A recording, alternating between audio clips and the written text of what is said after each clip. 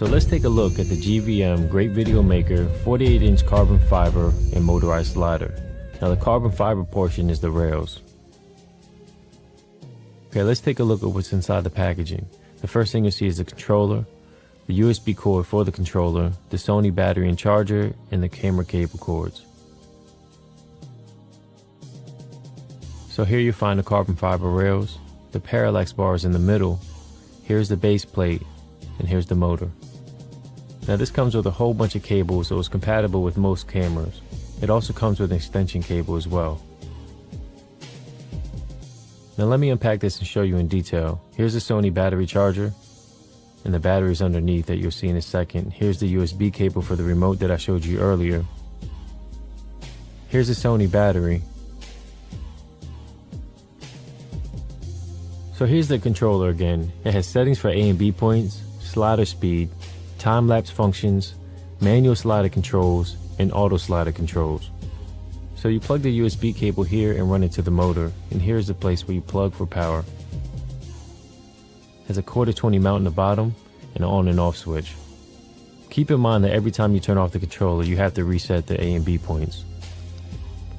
Okay, so here's the manual where you find more information for the time-lapse, setting A and B points, slider speed, time-lapse functions, manual slider controls, and auto slider controls. So you can scan these QR codes if you want more information on how to set the slider up. So on the side is where you find the motor, and you see the gear band here on the side, and also on the bottom you'll find the cheese plate. Now you can use multiple 1/4-20s or 3/4 screws. I recommend using at least 2 and using a longer base plate. So this one is the 48-inch. If you've never used a slider before and you just want the best bang for your buck and you figure, hey, I just pay a few more dollars and get a bigger slider, you may be a little bit surprised or maybe even disappointed about how big the slider may be to you. Now if you're like me and used manual sliders before and you're aware of how the length looks in person, you may not be disappointed at all and it might be exactly what you're looking for. I personally think longer sliders are more geared towards people who use time-lapse. Now also keep this in mind, you don't have to use the full distance of the rail itself. Now with that being said, I personally don't use the time-lapse feature, but I plan to, so I wanted a longer slider to be a little bit more versatile. While it is a little bit longer, it may be harder to transport for some people. For me, it's not a big deal. I plan on using this more for professional gigs or paid gigs where the size of the equipment really doesn't matter too much. Now if you're a person who likes to travel a bit, take things with you on the go, and be discreet, maybe you're better off with a smaller slider. You'll also notice a 3/4 and 1/4-20 mounting threads on the side. This is if you want to mount the slider vertical. The screws here allow you to adjust the length of the feet on uneven surfaces. So the center red knob here is to adjust the parallax bar. Now there are markings here to help you center it out. So you use this thumb screw right here to lock the base plate. If you don't want the base plate to move, you can also turn on the motor without using it and it'll stay still as well. Now don't forget to loosen that screw up. I've done it a few times, had it tighten and used the motor, and you'll hear a clicking or jamming sound. While I don't recommend it, if you wanted to mount your camera directly to the base plate, or if you had a smaller tripod head that you can put on there with a 1/4-20 mount, you can simply remove the 3/4 adapter on top by unscrewing it with your finger. Now here's a closer look where you plug in the power and the motor. Now to get started it's pretty simple. Grab the battery, grab the controller, mount the battery, grab the USB cable, pretty much plug it into the remote, and then plug it into the motor. Now the controller does have a built-in strap. That is a nice feature, and the cable is long enough to hang it from somewhere and use it, but just be very careful as the motorized slider is moving. The last thing you want is the cable to be tangled.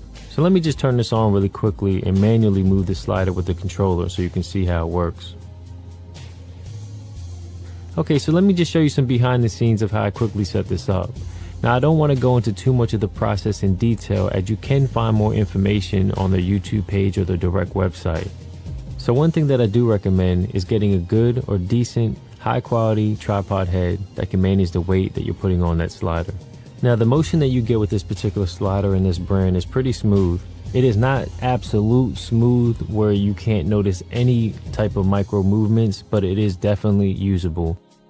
So the only time where I actually notice the slider where it kind of bothers me a little bit is when it goes back and forth in the automation modes, whether it be parallax or just back and forth.